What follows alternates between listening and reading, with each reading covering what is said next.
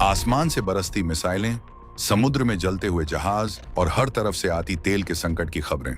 मार्च 2026 का यह महीना पूरी दुनिया के लिए एक डरावने सपने जैसा साबित हो रहा है। ईरान और उसके आसपास के इलाकों में जिस तरह की जंग छिड़ी है, उसने पूरी दुनिया की सप्लाई चेन को घुटनों पर ला दिया है।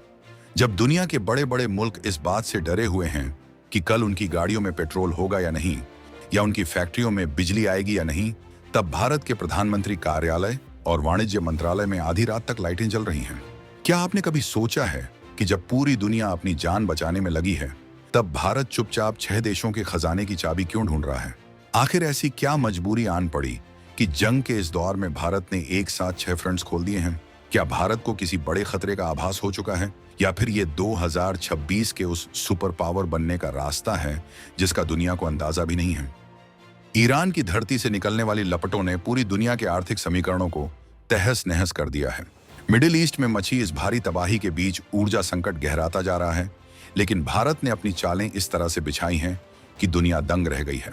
भारत इस समय अपनी इकोनॉमी को लोहे की तरह मजबूत बनाने के लिए एक ऐसा चक्र व्यूह रच रहा है जिसमें दुनिया के 6 ताकतवर और संसाधन संपन्न देश शामिल हैं। वाणिज्य मंत्रालय की फाइलों से जो खबर निकल कर आई है वो ये है कि भारत इस वक्त 6 देशों और एक बहुत बड़े रीजनल ग्रुप के साथ फ्री ट्रेड एग्रीमेंट यानी FTA को लेकर आर पार की बातचीत कर रहा है। ये कोई सामान्य व्यापारिक समझौता नहीं है, बल्कि ये भारत की वो इकोनॉमिक स्ट्राइक है जो आने वाले दशकों तक भारत की तिजोरी को भर कर रखेगी। अब सवाल ये उठता है कि क्या भारत इन समझौतों के जरिए चीन और अमेरिका जैसे दिग्गजों को ट्रेड की रेस में बहुत पीछे छोड़ने वाला है? इस पूरी बिसात का सबसे पहला और बड़ा मोहरा है ऑस्ट्रेलिया। भारत और ऑस्ट्रेलिया के बीच जो कंप्रहेंसिव इकोनॉमिक कोऑपरेशन एग्रीमेंट यानी CCA चल रहा है, उसकी गहराई को समझना बहुत जरूरी है। फरवरी 2023 से शुरू हुई ये बातचीत अब अपने निर्णायक मोड़ पर पहुंच चुकी है। आपको जानकर हैरानी होगी कि अब तक दोनों देशों के बीच 11 दौर की भारी भरकम चर्चा हो चुकी है, लेकिन भारत यहां रुक क्यों नहीं रहा?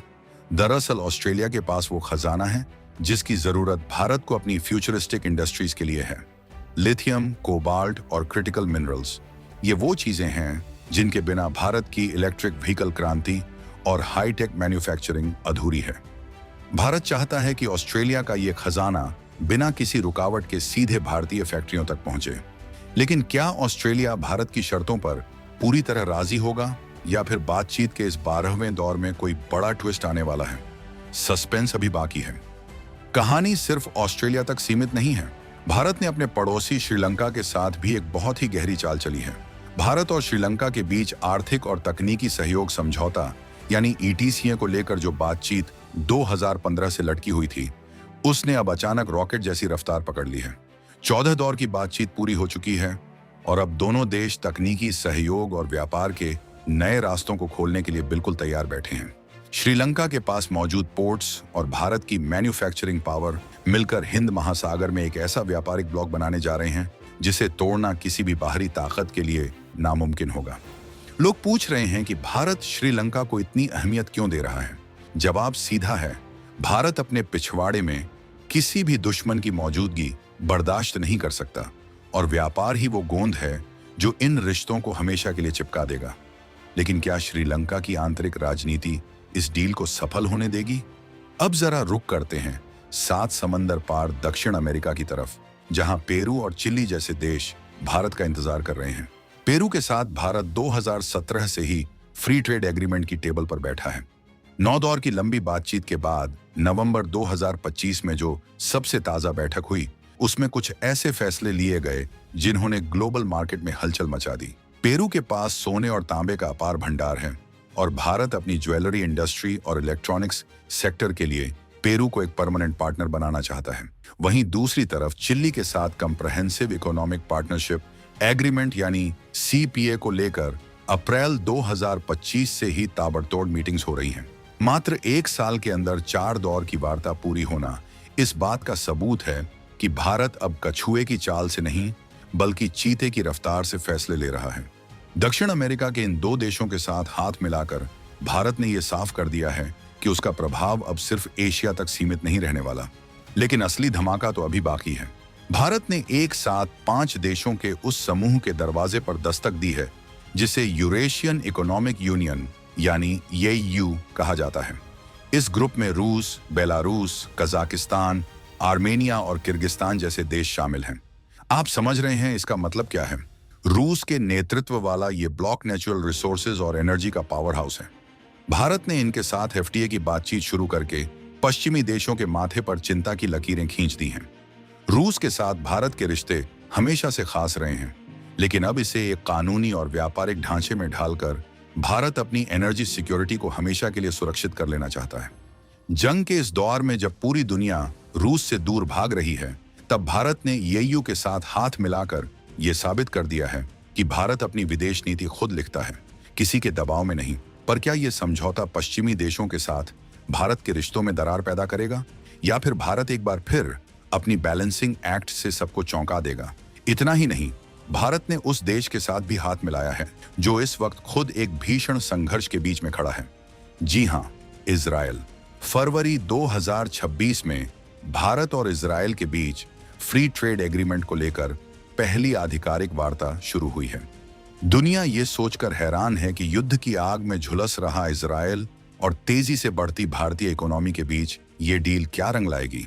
इजरायल के पास वो कटिंग एज टेक्नोलॉजी और डिफेंस इनोवेशन है जिसकी भारत को अपनी सुरक्षा और एग्रीकल्चर सेक्टर को मॉडर्न बनाने के लिए सख्त जरूरत है। वाणिज्य मंत्रालय के सूत्रों की माने तो यह समझौता भारत के निर्यात को एक नई ऊंचाई पर ले जाएगा। लेकिन सवाल यह है कि मिडिल ईस्ट के बदलते समीकरणों के बीच भारत इजरायल के साथ इस डील को कैसे बैलेंस करेगा? क्या भारत का यह कदम ईरान जैसे देशों के साथ उसके रिश्तों को प्रभावित करेगा?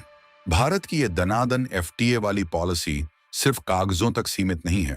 आपको याद होगा कि इसी साल के पहले महीने में भारत ने यूरोपीय संघ यानी ईयू के साथ उस डील को अंजाम दिया जिसे mother of own L deals कहा जा रहा है। इसके साथ ही ब्रिटेन और ओमान के साथ भी फ्री ट्रेड एग्रीमेंट पर हस्ताक्षर हो चुके हैं और अब ये सिर्फ मंजूरी की आखिरी प्रक्रिया में है। न्यूजीलैंड के साथ भी व्यापार वार्ता लगभग पूरी हो चुकी है। ये आंकड़े बताते हैं कि भारत एक ग्लोबल ट्रेडिंग हब बनने की दिशा में कितनी बड़ी छलांग लगा चुका है। भारत अब सिर्फ सामान आयात करने वाला देश नहीं रहा, बल्कि वो दुनिया के हर कोने में मेड इन इंडिया का झंडा गाड़ने के लिए बेताब है। अब बात करते हैं दुनिया की सबसे बड़ी अर्थव्यवस्था यानी अमेरिका की। भारत और अमेरिका के बीच किसी पारंपरिक फ्री ट्रेड एग्रीमेंट के बजाय एक बायलैटरल ट्रेड एग्रीमेंट और इंटरिम ट्रेड फ्रेमवर्क पर काम चल रहा है। ये एक ऐसा जादुई ढांचा है जो दोनों देशों के बीच व्यापारिक बाधाओं को खत्म कर देगा।